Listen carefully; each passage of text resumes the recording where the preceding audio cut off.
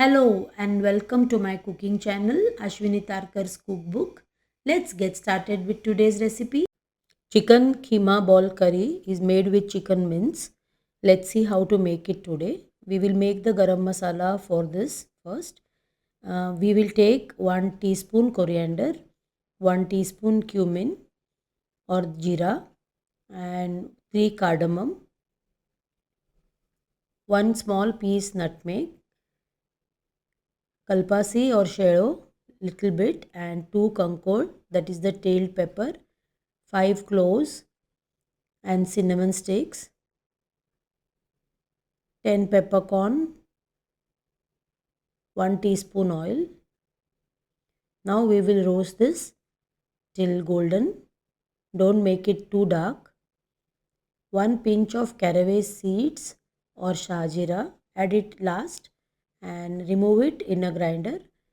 Now add 1 onion sliced with 1 teaspoon oil and stir fry till golden.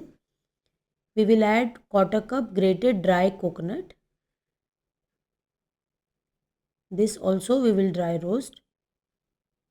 1 teaspoon sesame seeds. You can add poppy seeds also. Add to mixer jar.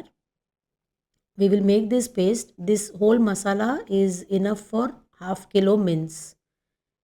Now we are making this with only 1/4 kilo. So we will grind it and store half of it. Take 250 grams chicken keema. Add ginger garlic paste, turmeric, chili powder.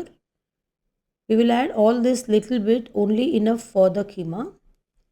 Add salt and 1 teaspoon masala paste and 1 tablespoon chopped coriander, 1/4 cup chopped onion, half green chili, shape into balls. This mince was washed earlier and drained. Now 4 tablespoon oil we will take in a kadai which is flat bottom. Don't take a very round kadai because we need all the chicken balls to be placed on the base. Cover and cook. You can see, cook it on low flame. Don't use a spatula to turn the keema balls when they are still soft. Once they are cooked, you can flip them and fry till golden. You can see the oil oozing out, so you know that the keema balls are ready. Now in the same oil, we will add 1 bay leaf, 1 small onion chopped and sea salt. The salt helps in frying the onion fast.